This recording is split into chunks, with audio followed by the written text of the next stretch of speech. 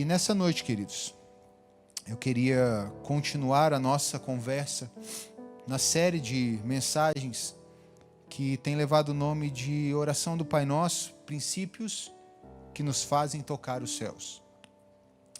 Na noite de hoje eu quero falar sobre um princípio muito importante, que está em Mateus capítulo 6, versículo 12, na primeira linha desse versículo, que eu vou chamar de versículo 12, parte A.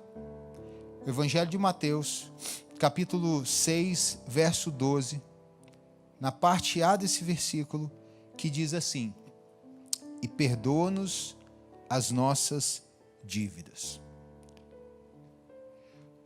Como nós vimos, a oração do Pai Nosso não é uma lista de palavras como se fossem palavras mágicas, encantamentos, para que a gente use em vãs repetições. E o próprio Jesus Cristo na oração, nesse contexto do capítulo, ele vai dizer: não faça isso. A oração não é um número de tagarelices. A oração é o local onde você entra, é o momento em que você entra no local para ser alimentado, no quarto secreto, onde você busca o alimento em Deus, onde você busca os seus tesouros nas coisas concernentes de Deus, a Deus. Vimos com Cristo que a oração do Pai Nosso, ela nos traz então vários princípios, não fórmulas, mas princípios, para que nós possamos tocar os céus quando nos encontrarmos com o Deus Todo-Poderoso no nosso quarto de escuta, no nosso quarto de alimento. Falamos sobre levar Deus a sério, falamos sobre a paternidade de Deus, esse Deus fantástico e maravilhoso, no qual nós chamamos de Pai. Falamos sobre esse reino maravilhoso. Falamos sobre o Deus provedor. E nessa noite, quero trazer mais um princípio para conversarmos sobre ele e para adotarmos esse princípio nas nossas vidas e principalmente nas nossas orações. E o princípio dessa noite é levando a sério o pecado. A.W. Tozer, escritor de vários livros e um grande homem de Deus, escreveu um livro chamado 5 Votos para Obter Poder Espiritual, e eu já falei inúmeras vezes desse livro aqui. Esse livro impactou a minha vida, embora seja um opúsculo, seja muito pequeno, mas ele tem uma profundidade, um peso de glória maravilhoso, quando nós absorvemos os votos que ele explica. E o primeiro voto que o A.W. Tozer traz é: trate seriamente com o pecado. Mateus capítulo 6, versículo 12, parte A. Jesus Cristo nos ensina a chegarmos diante de Deus falando: perdoe as nossas dívidas. A palavra dívida no grego traz uma ideia aqui, usada por muitos como pecado. Em Lucas, por exemplo, a outra versão do Pai Nosso, ele usa a palavra pecado. Mas aqui, o evangelista Mateus usa a palavra ephelime, que traz para a gente uma ideia de uma dívida em que a gente está pagando os juros, e a gente chega ao nosso credor, aquele que nós devemos, e dizemos para ele assim: a gente não está dando conta mais nem de pagar a dívida, nem os juros disso a gente dá conta de pagar. Por favor, perdoa a nossa dívida. Esse texto só faz sentido se entendermos todo o contexto da fala de Jesus no Evangelho de Mateus. E se eu e você saltarmos do capítulo 6 e formos para o capítulo 18, veremos a partir do versículo 31 até o versículo 35, uma parábola chamada a parábola do servo impiedoso. E nessa parábola, um homem chega para o seu senhor e diz: olha, eu estou devendo para você 10.000 talentos. Eu não vou conseguir pagar. É como se fosse uma dívida realmente impagável, estratosférica. Então eu ofereço a minha esposa, os meus filhos, todos para serem escravos. O Senhor então pede: olha, então sua família vai ter que me servir como escravos. Esse servo então diz: meu Senhor, não faça isso. Tenha misericórdia de mim. Então o Senhor olha para ele e diz: está certo, está paga a sua dívida. eu perdoo a sua dívida. Você não pagou, mas eu perdoo a sua dívida. Da mesma forma, quando nós nos apresentamos ao Senhor, nós precisamos levar a sério os nossos pecados. Pecado nas Escrituras podem ser conceituados de algumas formas, e eu quero trazer duas delas. Primeiro, pecamos quando nós transgredimos a lei de Deus. É isso que a palavra fala, que o pecado é a transgressão da lei de Deus. Mas podemos inferir a partir das Escrituras que o pecado também é quando Deus passa a não ser suficiente para nós. E vemos que isso acontece no Éden quando o homem decide então ser autossuficiente, ser independente de Deus, ser Ele a fonte do conhecimento do bem e do mal, e sabemos as consequências disso. Quando nós levamos a sério o pecado, só levando a sério o pecado que nós entendemos seriamente a graça e a misericórdia de Deus. Só sabendo que nós não daríamos conta de pagar nem os juros da dívida que o pecado trouxe para as nossas vidas. E eu quero então, baseado em Romanos 3,23, que diz que todos pecaram e foram tirados, arrancados da graça de Deus. Eu quero então trazer a primeira verdade quando nós levamos a sério o pecado. Que nós entendemos o impacto, nós precisamos entender o impacto que o pecado trouxe nas nossas vidas. Pecado não é um vacilo, não é uma bobeirinha. O pecado nos separou da graça de Deus. Em Isaías ouvimos o profeta dizer: os seus pecados separaram vocês do vosso Deus. Se o pecado trouxe esse poder de separação, ele traz como impacto também a quebra dos relacionamentos. O primeiro relacionamento que foi quebrado foi o relacionamento com Deus. O segundo relacionamento que foi quebrado foi o relacionamento com o seu cônjuge, o homem com a mulher. Foi a mulher que o Senhor me deu que me fez fazer isso. Eles se vestem porque ficaram com vergonha um do outro. Houve uma ruptura de relacionamento. A mulher passa a ser subjugada pelo homem por conta do pecado. E vemos as consequências disso na história.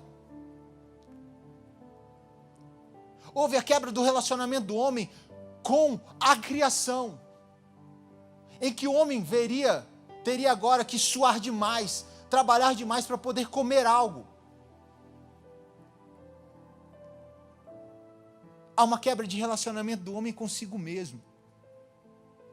E vemos as consequências disso nas feridas emocionais, nos transtornos de ansiedade, depressão, que hoje aumentam de forma exponencial na nossa geração. O impacto do pecado, da ruptura com Deus, traz então conflitos, guerras, mortes. Vemos uma degradação moral, uma degradação espiritual. Paulo, em Romanos capítulo 1, vai falar que o homem foi lançado à sorte dos seus próprios pecados. E então ele se desvirtuou de todas as formas, sexualmente falando, emocionalmente falando, espiritualmente, religiosamente, em todos os aspectos da humanidade. O pecado arrebentou. Por fim, o maior impacto que o pecado traz para as nossas vidas: a morte eterna. No grego, a palavra vida tem duas palavras no grego para a palavra vida. Uma ligada à vida natural, biológica, que é bios, e a outra palavra que é ligada à vida espiritual, que é zoe. E o pecado traz então o impacto sobre a nossa bios, mas acima de tudo o impacto sobre a nossa zoe, a nossa vida espiritual. E Romanos 6,23 diz que a morte é o salário do pecado. Se o pecado teve um impacto, ele também tem um preço. Se nós podemos orar dizendo: Pai nosso, perdoa as nossas dívidas, ou perdoa-nos as nossas dívidas. Porque temos aqui uma dívida que não conseguimos pagar, estamos de frente a um Deus que é misericordioso e sabemos que só Ele pode perdoar essa dívida. E para que as nossas dívidas fossem perdoadas, houve um preço, e o preço de morte. Hebreus diz que sem derramamento de sangue não há remissão de pecados.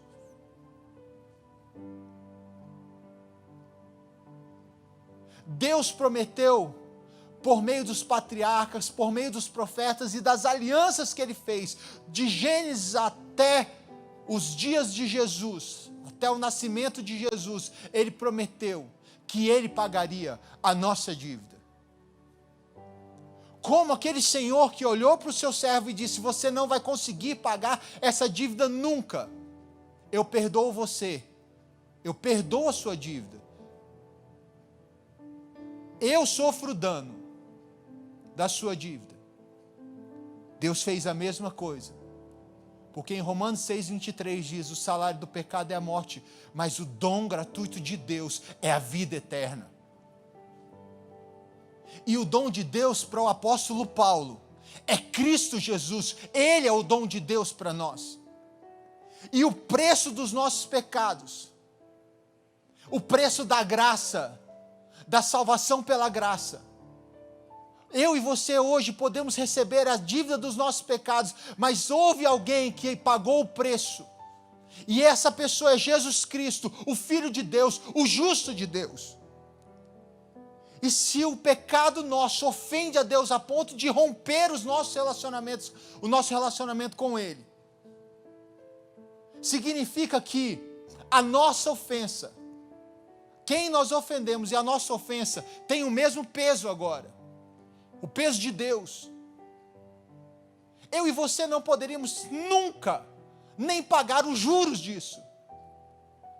Mas Cristo, na ceia, Ele pega o cálice e diz: a partir de agora, vocês não precisam mais beber do cálice que eu estou bebendo agora.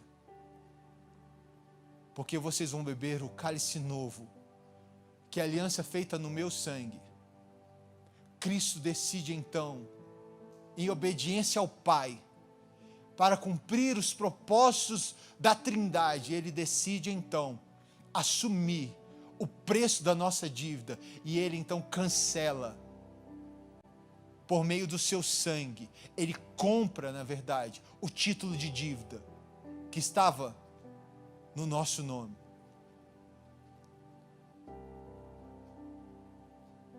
Se eu e você não entendermos o preço que o pecado trouxe nas nossas vidas, e sobre os ombros de Cristo na cruz, nós nunca entenderemos a graça de Deus. Levar a sério o pecado é levar a sério a santidade de Deus e entender quão profunda é a graça dele nas nossas vidas. É entender de um Deus que sabia do preço da nossa dívida, um preço incalculável, e só alguém do tamanho de Deus poderia pagar as nossas dívidas, e esse alguém se fez homem, habitou entre nós, para que nós tivéssemos vida e vida em abundância. A morte do justo pelos injustos. Paulo diz que por um homem entrou o pecado, e ele chama esse homem do primeiro Adão, mas ele diz: por conta do segundo Adão traz vida e vida eterna. Billy Graham, num dos seus lindos sermões, diz que Deus na cruz, em Cristo, venceu 3 grandes inimigos: o pecado, a morte e Satanás. E aí está então o poder do perdão. Terceira verdade que se encontra nessa frase maravilhosa de Jesus Cristo. E citando aqui 1 João capítulo 1, versículo 9, em que João diz que nós se confessarmos os nossos pecados, Ele é fiel e justo para nos perdoar os pecados e nos purificar de toda injustiça. Esse mesmo João diz: filhinhos, eu vos escrevo a fim de que vocês não pequem. Mas se vocês pecarem, saibam de uma coisa: vocês têm um advogado para com Deus, que é Jesus Cristo justo, e Ele é a propiciação, Ele é o pagamento para o pecado de todos aqueles que estão nele. Não só o nosso, mas do mundo inteiro. O mesmo João no seu evangelho diz: porque Deus amou o mundo de tal maneira que deu o seu único filho, entregou. A palavra deu não traz o sentido tão forte da palavra real. Ele entregou o seu único filho, para que todo aquele que nele crê não pereça, mas tenha vida eterna.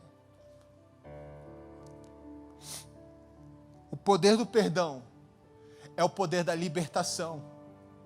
Evangelho de João capítulo 8 diz: se o Filho do Homem vos libertar, verdadeiramente sereis livres. Não há possibilidade de uma liberdade que não passe por meio do perdão em Cristo Jesus. E se o Filho do Homem não nos libertar, se o Filho do Homem não nos perdoar, continuaremos amarrados e escravos nos nossos delitos e pecados. Mas por quê? Nós temos um Pai misericordioso, porque temos um Deus que decidiu pagar uma dívida estratosférica, uma dívida do tamanho dele, que nós não conseguíamos nem pagar os juros dessa dívida. Esse Deus traz cura emocional, cura espiritual. Ele sara as nossas feridas e as nossas enfermidades. Quando se fala do servo sofredor, Isaías vai dizer que ele tomou sobre si as nossas dores, tomou sobre si as nossas enfermidades, e o castigo que nos traz a paz estava sobre ele, e sobre as suas feridas nós fomos sarados. A cura veio por meio do sangue do Cordeiro de Deus. E Cristo nos ensina o princípio maravilhoso de levar a sério os nossos pecados. Porque só assim nós entenderemos o poder que o perdão tem. Lemos no início desse culto o Salmo número 32, em que Davi diz: enquanto eu calei os meus pecados, os meus ossos envelheceram. Eu fiquei em sequidão de estio, como um moribundo, alguém que está quase morto. Mas ele diz: feliz aquele em que Deus perdoa os pecados, que Ele encobre as suas iniquidades, porque a esse terá esperança, vida. Feliz é aquele que confia no Senhor. Se o pecado nos trouxe morte, o perdão em Cristo nos traz vida. E essa vida, em que faz com que a morte física se torne não mais um instrumento de medo e terror para nós, mas um caminho certo até aquele que nos deu vida espiritual, para que nunca mais nós fôssemos apartados dele. Eu sei que alguns irmãos e irmãs tiveram queridos que morreram nessa semana e que estão enlutados, mas que o teu coração tenha esperança de que a morte física para nós não é o final, porque nós recebemos de Cristo o aval de onde Ele estiver, nós estamos com Ele para sempre. Porque o poder do perdão em Cristo Jesus nos traz restauração de relacionamentos. Só o perdão de Deus em Cristo restaura o nosso relacionamento. Quando Cristo morre na cruz, o véu do santuário se rasga. Porque aquilo que nos separava do Santo dos Santos não nos separa mais. Porque agora nós temos livre acesso a esse Deus e podemos chegar diante dele e dizer: Senhor, perdoa as minhas dívidas. Sabe por quê, queridos?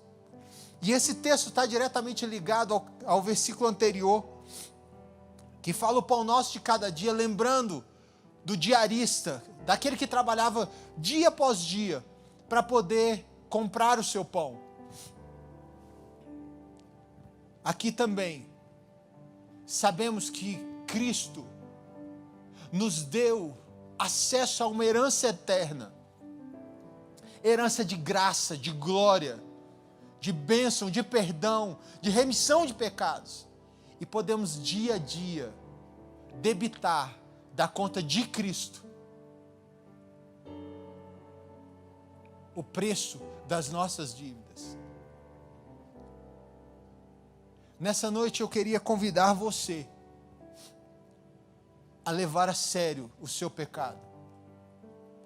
Dê nome aos seus pecados quando você orar a Deus.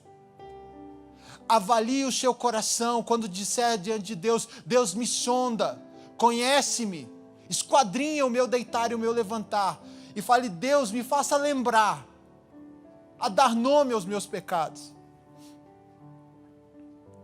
Se você é alguém que come demais, dê nome à sua glutonaria. Se você é alguém vaidoso demais, dê nome à sua vaidade. Se você gosta de mentir, não existe mentiria bobinha, bestinha, é mentira, mentira. Se você gosta de ficar com um monte de menina ou um monte de rapaz, dê o nome a isso, isso é fornicação. Seja sério diante de Deus, porque Deus foi sério diante da cruz em Cristo Jesus para perdoar os seus pecados. Deus nunca brincou quando se tratou de perdoar os nossos pecados. Então não brinque com Deus, leve a sério, porque se você levar a sério o seu pecado, você vai levar a sério a graça de Deus e você vai entender como é maravilhoso estar nas mãos de um Deus que pagou as nossas dívidas. Por fim, quero me fazer lembrar, e quero lembrar aos irmãos, por meio do texto de 2 Crônicas, capítulo 7, versículo 14, que diz: se o meu povo que se chama pelo meu nome, se humilhar, se prostrar, se arrepender e se converter dos seus maus caminhos, então eu virei dos céus, perdoarei os seus pecados e sararei a sua terra. Que nessa semana esse princípio possa estar diretamente ligado às nossas orações. Que o Senhor perdoe os pecados meus, teus, da nossa nação. E que nós confessemos seriamente, nominalmente, pecado a pecado. Porque entendemos o impacto do pecado. Sabemos que o preço dele foi a morte do justo. Mas também sabemos que há perdão e que o poder do perdão é cura, libertação, vida e restauração para nós. Fechemos os nossos olhos, oremos ao Senhor. Santo e eterno Deus, nós ficamos maravilhados diante do Deus que pode nos perdoar as dívidas, que nos perdoou por meio de Cristo Jesus. Se a ofensa dos nossos pecados era do tamanho de Deus, só o Senhor podia pagar. Obrigado porque o teu Filho Jesus nos perdoou dos nossos pecados e nos ensinou a chegar diante do Senhor dia a dia, porque somos pecadores, ó Deus. Não mais escravos dos nossos pecados, mas pecamos ainda. E pedimos ao Senhor perdão. Ensina-nos a nomear os nossos pecados, para que a gente não brinque com a graça e não trate a graça do seu Filho Jesus sobre nós como algo barato. Para que não haja sobre nós peso de morte, mas peso de glória. A glória do Cordeiro derramada sobre o seu povo, povo que ele expiou e remiu. E a esse povo, que o Senhor, ó Deus, abençoe. Que seja a graça do nosso Senhor e Salvador Jesus Cristo. Seja o amor, o perdão profundo de Deus Pai Todo-Poderoso. Seja a consolação, a amizade, o companheirismo e a inspiração do Santo Espírito de Deus sobre você, meu irmão e minha irmã, sobre sua família, sobre todo o povo que invoca o nome do Senhor hoje e para todo sempre. Em Cristo oramos. Amém e amém, Senhor.